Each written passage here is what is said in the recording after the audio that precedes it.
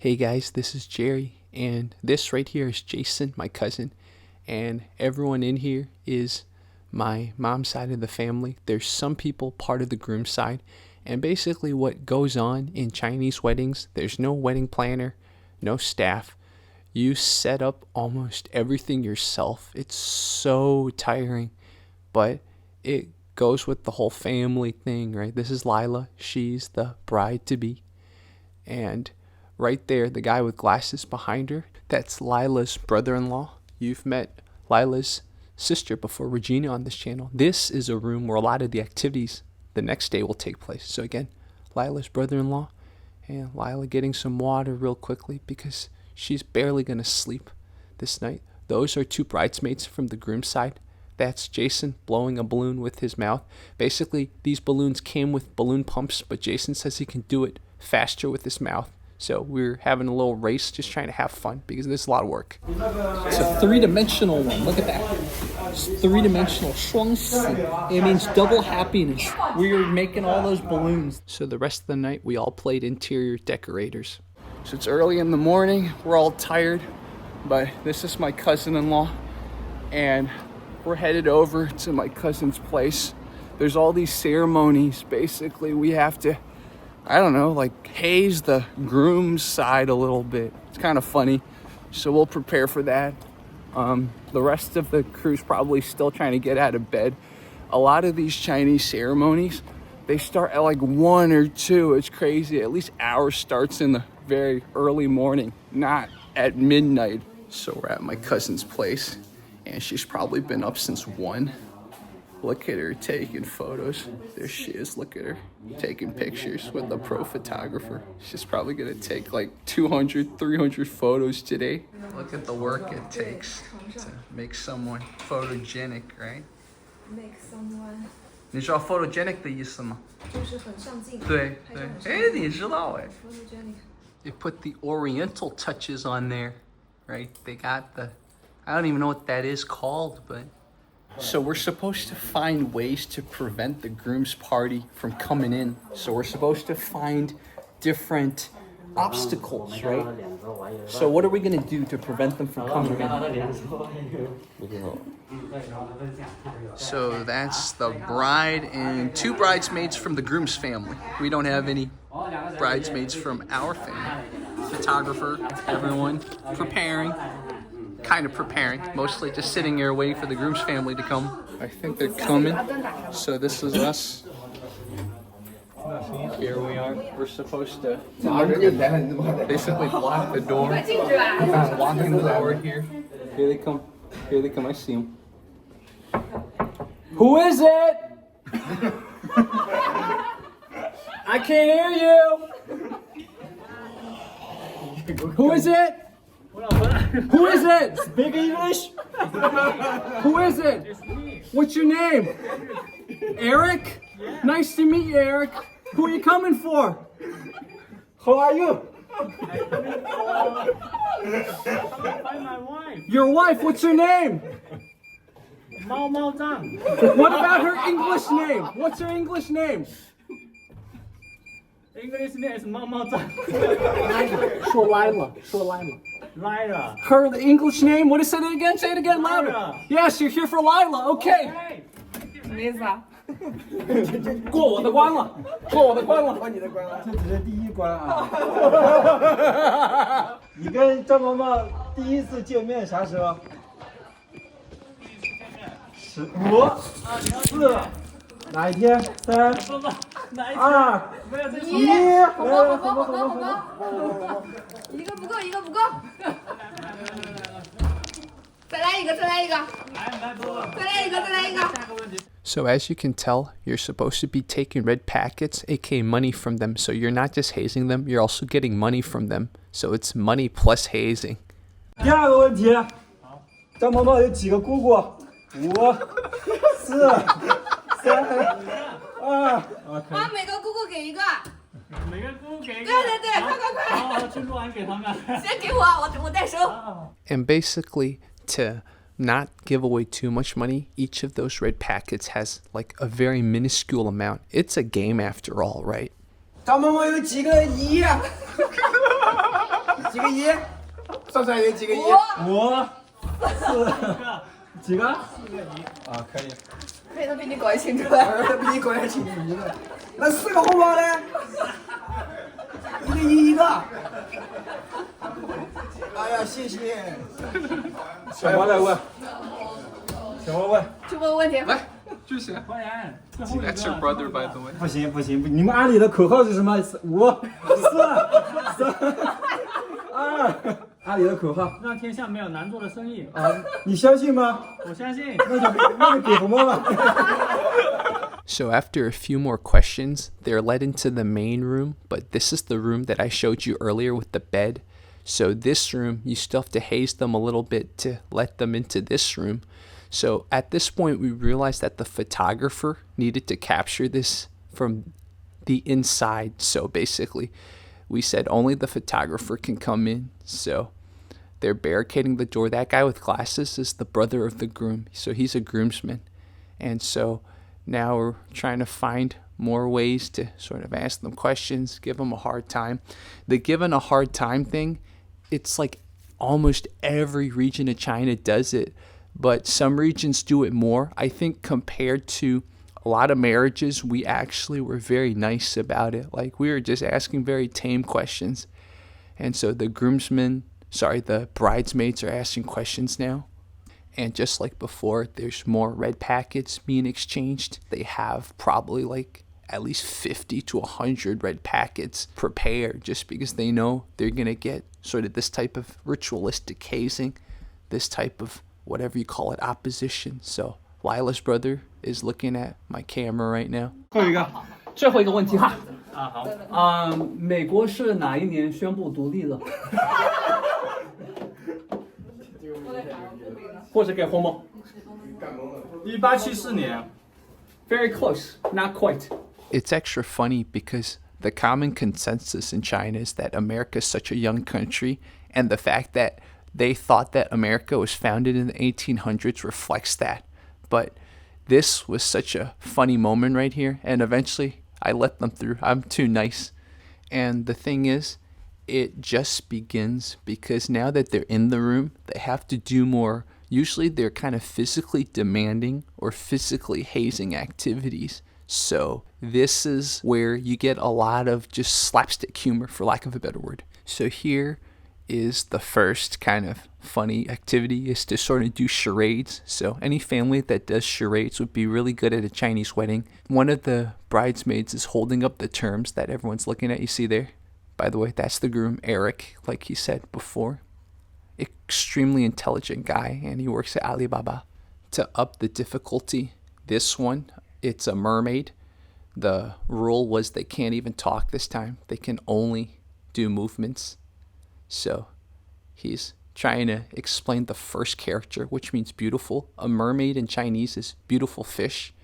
So he explained the first word, and now he's trying to explain the third word, which is fish. These charades I'm going to skip over, but we did a few of those. And now basically it's to have them do poses. So we have a whole diagram, or yeah, exactly. See those?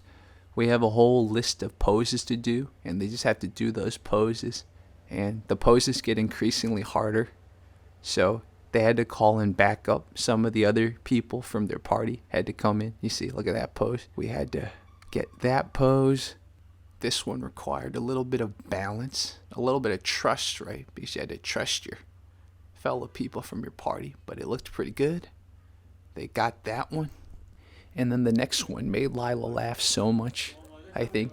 This one just looks very physically complex. Look at Lila laughing right there. But if there's one person to solve it, it's our Alibaba engineer, right? He's going to figure this out. Look at Lila. She can't hold it in anymore. In probably very traditional ancient China, they'd be like, why are you laughing like this? You have to keep a certain poise, right? But society has evolved enough. It's okay if she laughs like this. Look at that. She can't hold it. She can't hold it. Look at this. She's just laughing. Look at that. But look at that. Eric, the groom, is working at it like an engineering prompt right there. Look at that. He's got it. See that? He got it. So, yeah, this was not even difficult for them, man. That was probably the most difficult pose, and they just got it. And then the next part's really funny. So they're making him back up. They're like, you have too much space. But basically, you see those shoes over there? He's trying to use those little rings to get the shoes, and he keeps failing this. It's really funny. He just can't get them. He tries to even roll it. Eventually, he does get it, though. Hey guys, if you watched this far, thank you. Make sure to press subscribe if you're not subscribed. A little explanation for that line. You see, to swear, to make a vowel is 发誓. Now, some accents in China, some people would say 发誓. They wouldn't pronounce the sh. So 四 sounds like 4. Eric did this. This is 三. So that's why they said 发三 versus 发四. So that's how you can understand the wordplay there. It's Chinese language wordplay. Back to the video. 我发誓，我向我亲爱的老婆大人保证，不对老婆耍酷，不让老婆吃醋。吵架要先让步，老婆揍我要挺住。我没听见。婚后工资全上交，那必须的。家务我全包。那必须的。记住老婆每个生日、纪念日以及其他重要的日子。再念一遍，没有念少。记住每个老婆生日和每个老婆。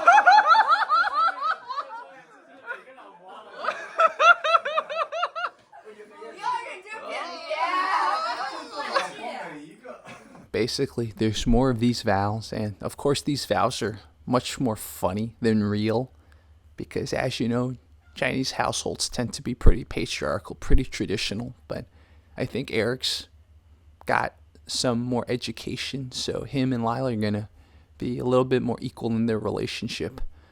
And so you see they're clapping after he finally delivers all his vowels. And then the next part is to put on the shoes. So he's gonna put on shoes for Lila, and then, so yeah, this is a pretty intimate activity that I think only couples do. So he's gonna put on her shoes, which, by the way, those were the same shoes he had trouble earlier with the little rings. So, and then finally he gives a flower to her, and then they're gonna get some pictures. So basically, this part of the ceremony is almost over. So now's the tea ceremony. This is actually the most important part. So now they present tea to the parents of Lila. So sitting there is the mom and dad of Lila. And what Eric, the groom, has to do is offer them tea. And he's going to start calling them mom and dad, basically. It's a very traditional Chinese thing to do. And then you get a red packet. So mother-in-law gives them red packet, and then dad-in-law drinks the tea, and dad-in-law gives them red packet. But of course, they're just called mom and dad now. So we're headed to the groom's family now, which is about a 2-hour ride away. And I'm sure there's going to be festivities there, but what you saw was just a little appetizer, man. You know, Chinese people celebrate like crazy. And it's festivities and formalities, not like an American wedding, which is just like party. It's a lot of ceremony. But anyways, we're probably gonna catch some sleep and then we will be back. All our cars have numbers, and so we follow the cars with blinkers. It's a lot of custom. Some people might even call it superstition, but apparently you need a double, as in an even number. So we have an even number of cars. But yeah, we're following information, and this is gonna be a formation for like 2 hours. We're going deep into the countryside, guys. There's some kind of custom where we have to arrive at 11, but it's only 10. So we're driving really slow to make it at 11. And every car is getting so mad because, you know, there's a gang of us cars, one after another. And so cars are just trying to pass us and pass us and pass us, and it's one lane. So cars keep getting jammed in between to avoid crashes. It's really funny, kind of scary. And maybe as I film this, you guys might be able to see some like this, look at this. This car's, look at that. He's trying so hard to get past the slow brigade of cars, but oh, motorcycle, what are you gonna do? Well, I guess we'll push him to the side of the road. Look at that. He's like, I don't care. Yeah, so Chinese customs, or you could say superstition. We have to make it at 11, but it's only 10, and we probably only have like 8 miles to go, so we have 8 miles to go an hour, man. We're just gonna slowly drive to some canto music too. This canto music actually fits the mood perfectly. Hakka countryside, Hakka County, Hakka country, not just county. And never been. I mean, I've been to the countryside in China, but I've never really been to this type of countryside before.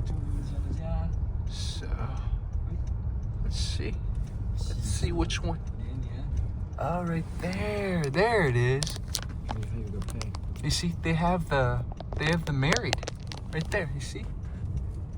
They have the. Look at that. Ah, my camera. But yeah. So that's how we're gonna get in there. Okay, I see. Watch. You see, there's a lot of people. That's where we're gonna eat. So the bride is still in there, and I don't know what the ceremony is now, but as you can tell, there's a lot of people waiting, anticipating.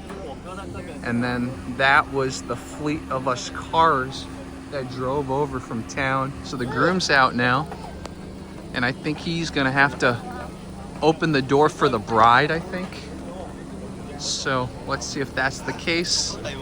Yep, it looks like one of the bridesmaids opened the door. So now Lila's coming out. Oh, almost fell. Wearing heels. And so I'm gonna follow him this way. Follow him this way. Let's see. She has to be under umbrella, as you guys can see. Oh, they're walking the red carpet. Look at that red carpet right there, guys. Walking the red carpet. Look at this. Look at this, guys. Look at this.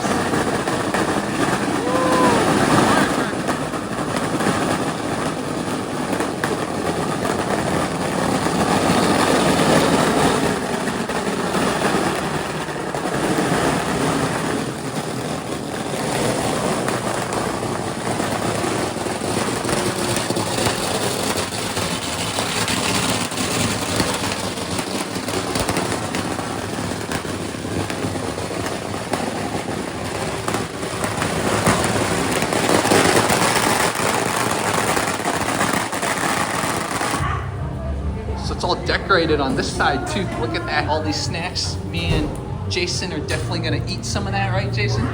This is I guess they'll spend the night here. It's their honeymoon room or whatever, marriage room. So, guys, look at this view, man. Look at this view. Look at the town that the groom grew up in. Look at this. It's beautiful, guys.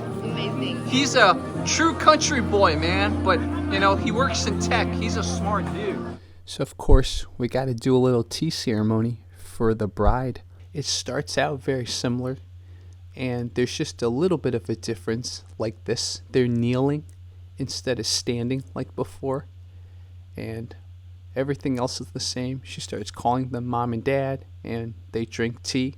More pictures, of course. Lots of pictures. And so now the entire town celebrates, and we will eat in there. So that's where we eat. I don't know where the bride eats. Right now we're so hungry, we're gonna eat. There's a tradition here where the groom's family, including the wife now, my cousin, has to toast everyone. So if you're not careful, you get really, really drunk. So here's an example. They go over and they toast. So every person that is here to celebrate, they have to toast. They toasted us earlier, but I didn't capture it. So this is an example. And so imagine you go to like 20 tables, maybe even 50 tables, just toast everyone. So this is a very Chinese tradition, very alcohol heavy, probably not healthy, but it's just something that they've done for hundreds of years. So it's something they warn people who are not really of this culture. If you're gonna attend a traditional marriage, there's gonna be a lot of drinking, and it's not wine per se, it's like really, really hard liquor usually.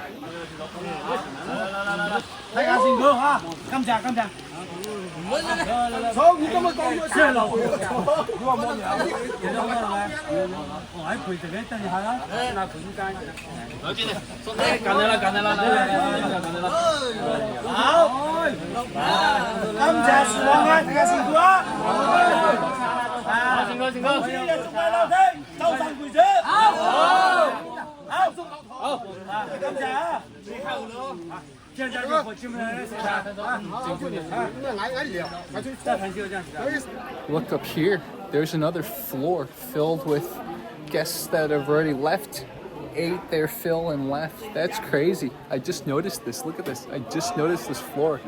It's crazy. So let me show you guys over there. Look at this, guys. Look at this.